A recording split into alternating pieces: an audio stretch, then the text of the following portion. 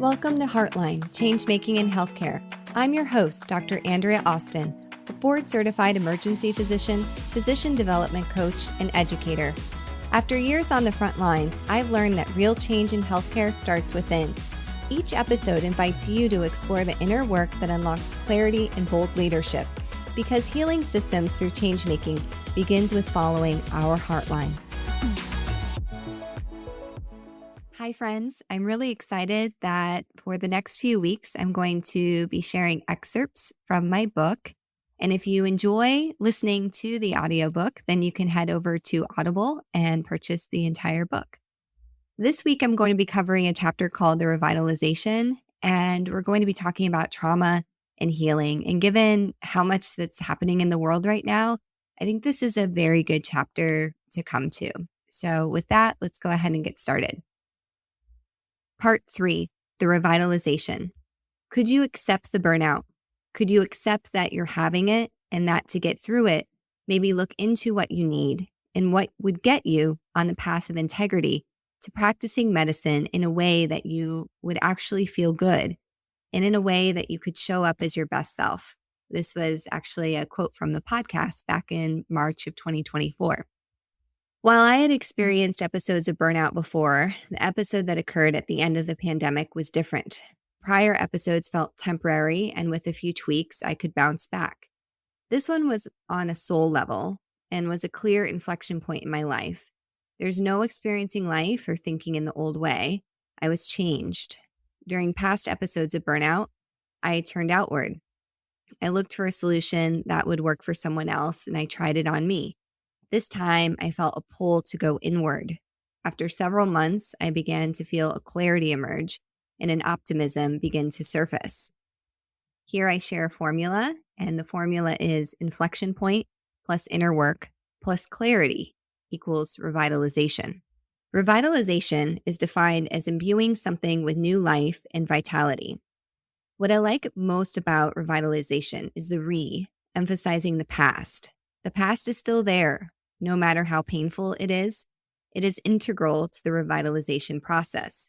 Simply going through something terrible or traumatic will not guarantee revitalization. Many people go through traumatic experiences, get stuck in a trauma loop, and aren't able to move forward. Or they move forward without gaining the insights. And the next time that the trauma occurs, it's like they're going through it for the first time. What does doing the work look like? I was once asked how long it takes to recover from burnout or moral injury. I can't answer that question. I can share tools that helped me, and I trust that each physician knows their life best and will take what is helpful and craft their revitalization. Doing the work. This phrase refers to the lifelong process of taking intentional steps towards self-improvement. I want to provide definitions and discuss how different forms of assistance are available to help you do the work or even figure out what doing the work would mean for you. As healthcare professionals, we refer patients to mental health services, but we don't receive extensive training about the various types of therapy or counseling available. My friend and colleague, Anna Rainville, a licensed marriage and family therapist, LMFT, and founder of the Grounded Roots Mental Health Therapy, specializes in trauma. She categorizes therapeutic approaches into two major types. The first is top-down therapy, which includes cognitive behavioral therapy, CBT, a specific type of talk therapy. Psychodynamic and interpersonal therapy are examples of talk therapy as well.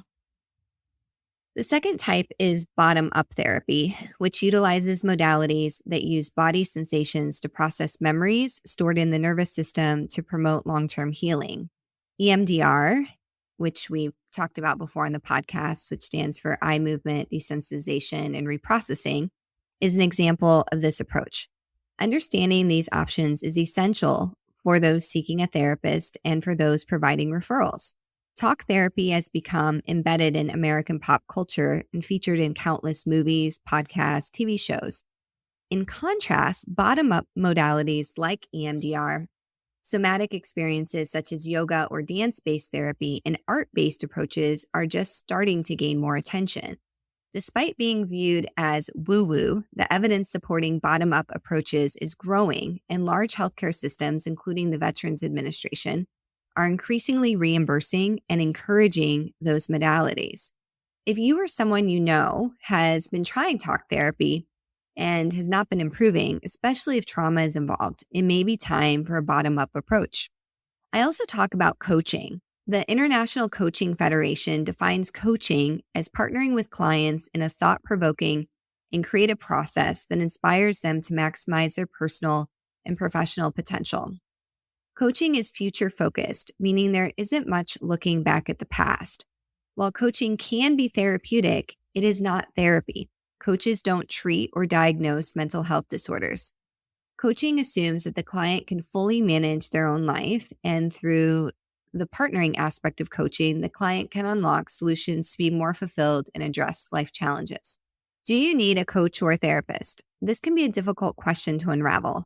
When in doubt, I recommend starting with a therapist. The rate of PTSD in healthcare workers is about 40%, and about 30% of healthcare workers meet diagnostic criteria for clinical depression. Given the rates of mental health conditions, if you have any concerns or others have expressed concerns to you, I highly recommend contacting a therapist. In addition, as my therapist so brashly stated, we all walk around with our bags of shit. I have yet to meet the person with the perfect childhood, from parenting to schooling to friendships. No one escapes life. Some experiences can lead to maladaptive coping mechanisms. While you may not meet diagnostic criteria in the DSM-5, that isn't the bar we're trying to reach. We're talking about thriving, not simply the absence of illness. Sadly, if you don't choose to do the work, hospitals and state medical boards refer physicians to extraordinarily punitive programs rooted in a culture of shame. I highly recommend reading If I Betray These Words by Wendy Dean and Simon Talbot. They highlight the story of a physician on call nearly every day and night who was maligned by his organization, eventually referred to the Physician Health Program. The way he was treated in an intensive residential program was cruel. He ultimately committed suicide. I encourage physicians to reach out for help well before any state medical board or formal actions from employers get involved.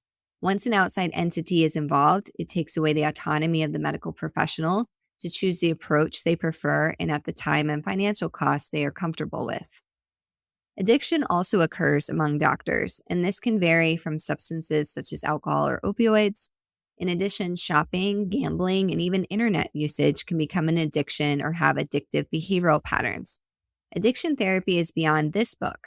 I acknowledge it because it's a real problem, and doctors face a unique stigma compounded by the ease of access to controlled substances.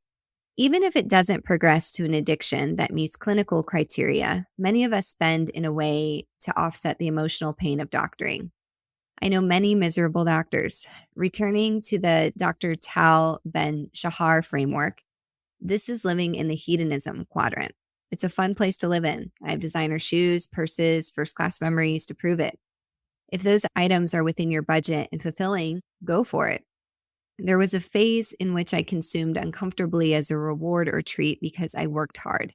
I deserved it, or on bad days, my job was terrible, and I deserved these fancy things.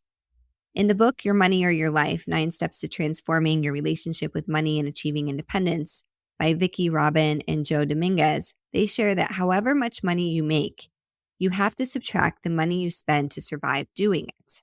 For example, if you hate your job and need to take a quarterly all-inclusive vacation to keep you back on track, you need to subtract those vacations from your salary. I'm not against travel. I love it. And later in this book, I'll talk about therapeutic travel, a more embodied way to travel that doesn't have the hedonistic or escape edge that some travel has when we're miserable in a job. When done in line with your values, boundaries, and priorities, including finances, travel is a great way to continue to grow as an adult, enrich neuroplasticity, and connect with people. Hey friends, Andrea here. There are moments in a doctor's life that mark you forever, and for me, they often involve travel. It's where I connect with awe and wonder that help me see my life and my career differently. The Heart of Medicine in Uluru, Australia, July 29th through 31st, 2026, is a retreat that is an immersive, soul-level experience at one of the world's most sacred landscapes. It's a space to breathe again, to reconnect with your purpose, to hear your own voice without the noise of the busy clinical environments we all work in.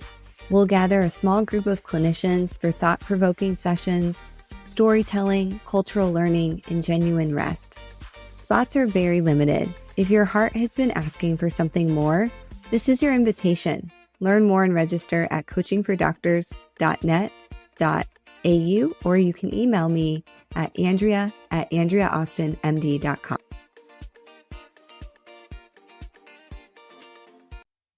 As I continue my personal and professional revitalization, I didn't feel the need to make huge designer purchases or constantly travel. I found myself more embodied and okay with staying home with less stuff, knowing I already have a beautiful and very comfortable home. Let's return to the question, coach or therapist? For me, it's both. Different times in my life have required more support from a therapist or a coach. The most important thing is to find coaches and therapists that are well-trained and experienced and keep your interests at heart. For example, in a session with my coach, I kept returning to an encounter with a bully. She stopped me and asked permission to give advice, and then recommended I bring up this past trauma with my therapist. As I made strides with my therapist and discussed how ongoing support looked, she agreed that a group coaching program for physicians would be a great source of ongoing development. It would be a way to continue to do the work. For me, I still check in regularly with my therapist, as we've determined, at least for now, I work in a high-stress job with ongoing exposure to trauma, and at least monthly sessions are good for me. It helps to have one place to go and be assured that what I share is confidential, and I can cry and process the complex parts of life and doctoring. Coaching is particularly beneficial when you feel you need to change and are unsure what you want or need. Maybe you're feeling bored or otherwise unfulfilled by a job, or change gets thrust upon you. Perhaps you're being tagged with a new project or running into an interpersonal or team challenge that is particularly difficult. My friend Dr. Amy Vertrees introduced me to the term life quakes. Life quakes come in many shapes and sizes and include the death of a loved one, loss of a job, divorce, or a health issue. And man, I can account for a few life quakes since writing this book. Definitely breaking my arm, and then also moving. Moving is a life quake. Even when it's a good thing, it's still incredibly disruptive and takes a ton of emotional energy. In the current world, and especially in healthcare, we are living through a time of VUCA, volatility, uncertainty, complexity, and ambiguity. Healthcare is undergoing horizontal and vertical integration, which means the entity you work for may be acquired. It can also mean that doctors are caught between various competing interests. For example, you may face competing interests between patient safety and hospital politics to avoid causing conflict and maintain a contract that keeps your group afloat. The pandemic was VUCA on steroids. The mis and disinformation that followed were and still is equivalent to hold my beer. How can we make this pandemic even more awful? How do we navigate the VUCA-ness of it all? I can really relate to that sentence right now. It really feels like the VUCA is out of control right now. We do the work. One afternoon, I called up a doctor friend and shared a vexing moment on shift. I shared that instead of stifling what I thought, which after years of doing that had caused me to nearly leave medicine, I vocalized my concern. I had a difficult conversation with two colleagues about how I felt after an earlier interaction in our shift. To this day, I have a good relationship with both colleagues, mainly due to those conversations. I lamented that I didn't handle the situation perfectly when talking to my friend. My voice may have quivered, and I don't always deliver the message in the most zen way possible. She laughed and said, "That's what they mean by doing the work." No one said that doing the work is comfortable or easy. No, I am a process perfectionist, discussed more in the chapter on adaptive perfectionism. Even though I got through the hard conversation, I will get tripped up by how it unfolded. It wasn't perfect. Hard conversations aren't meant to be perfect. That's why they're hard. Also, while there's a place for emotional regulation, there's a place for emotion. The goal is not to remove emotion from these moments. It's to convey it in a way that doesn't dampen the message. Reflecting on the hard conversation, I know that my colleagues and I relate better because they saw what happened hurt me. I showed emotion, which was vulnerable. In this vulnerability, we found a connection. The ability to get vulnerable at that moment was built on years of work, and my ability to access vulnerability was primarily based on Dr. Brené Brown's books and podcasts. Cautionary note, beware of predatory coaching programs. Coaching is still an unregulated industry. There are accreditation bodies, including the International Coaching Federation mentioned earlier, with a heavy emphasis on ethical practice. Many times people will contact coaches when they're at rock bottom. While I believe in the value of coaching, don't let it erode your financial well-being. Read on to craft your revitalization, and here's a few reflective questions that I'd like to leave you with this week. What areas would you like to grow more personally and professionally? What would support look like to grow in the ways that you desire? What action can you take to start the process of more support on your journey? And then I share some resources at the end of this chapter. Dr. Lorna Breen's death inspired me to be vulnerable and share my story in this book. She died by suicide during the early portion of the pandemic. Her suicide was in part due to her fear that her mental condition would be reported to a medical board or credentialing committee and would derail her career. I saw myself in Dr. Breen and knew that I could have succumbed to suicide, primarily due to the stigma of reaching out for help. I am a proud ambassador of the Dr. Lorna Breen Heroes Foundation, which you can check out their website at drlornabreen.org. Check out their Take Action page for organizational and individual resources, including the toolkit to remove intrusive questions from licensure and credentialing applications. And that's at drlornabreen.org/takeaction. Consider becoming an ambassador. And I'd also encourage you to encourage your organization to join the All-In Caring for Caregivers, which you can find at drlornabreen.org/caring-for-caregivers. And with that, I want to leave you with a final thought this week that if anything that I said struck a chord and you're ready to make a change and you think coaching could be a part of that, I'd love to have a conversation with you. Just pop over to my website at andreaaustinmd.com and let's talk about how you can craft your own revitalization. Thank you for listening to Heartline, Changemaking in Healthcare. If this episode sparked something for you, I'd love for you to share it with a friend or colleague who's walking their own changemaker path.